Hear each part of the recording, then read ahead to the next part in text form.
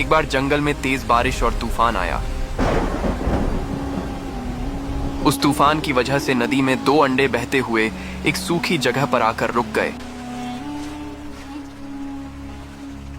कुछ दिनों बाद उनमें से एक अंडा फूटा और उसमें से एक छोटा सा कौवे का बच्चा बाहर निकला। उसने इधर उधर देखा, लेकिन दूर दूर तक उसे कोई दिखाई नहीं दिया सिवाय एक और अंडे के। वो उदास होकर उसी अंडे से चिपक कर भूखा प्यासा बैठा रहा।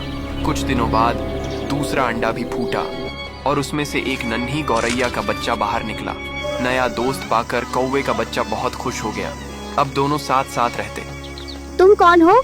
मैं एक प्रवासी हूँ। तुम यहीं से निकले हो? हाँ, इस अंडे से। वो पेड़ क्या है? वो एक बड़ा पेड़ है।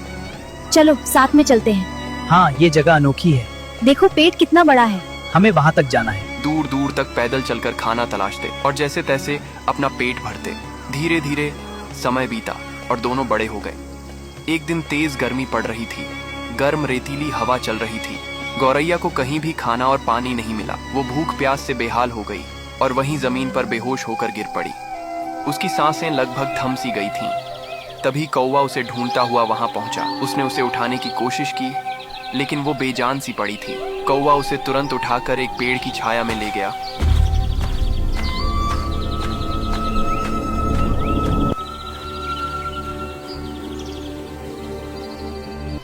तू चिंता न कर, तुझे कुछ नहीं होगा।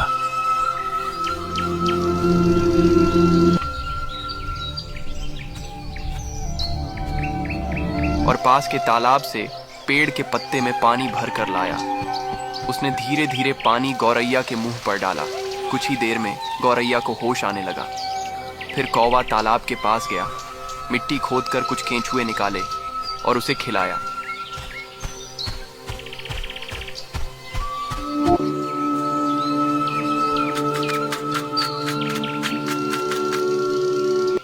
दोस्त, अगर आज तू ना होता तो शायद मैं इस दुनिया में ना होती। अरे पागल, दोस्त होते ही हैं मुसीबत में काम आने के लिए। उन दोनों का उनके सिवा कोई नहीं था। कौवा अपनी दोस्त गौरैया को बहुत मानता था। दोनों खुशी खुशी साथ रहने लगे।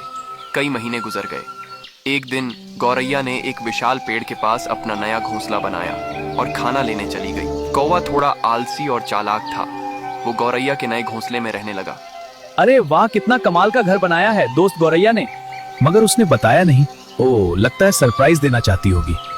जब गौरैया वापस आई और उसने कौवे को अपने घोंसले में बैठा देखा तो वो गुस्से में भला बुरा कहने लगी। ये मेरा घोंसला है कौवे। बिना पूछे यहाँ रहने की हिम्मत कैसे हुई तुम्हारी? जिस पर भरोसा किया वही मेरा घर छीनने बैठ गया। यही दोस्ती थी तुम्हारी? मैंने तुम्हें अपना समझा था और तुमने मुझे ही बेघर करने की सोची। अभी के अभी निकल जाओ यहाँ से। मेरे घोंसले में तुम्हारे लिए कोई जगह नहीं है। मैंने सोचा था हम साथ रहेंगे, पर मैं गलत था। माफ कर दो मुझे। और उसे अपने घोंसले से भगा दिया। कौवा उदास होकर कुछ ही दूर जमीन पर पूरी रात बैठा रहा। सुबह होते ही वो वहां से चला गया। चले जाओ यहाँ से, दोबारा मेरे घोंसले के करीब भी मत आना।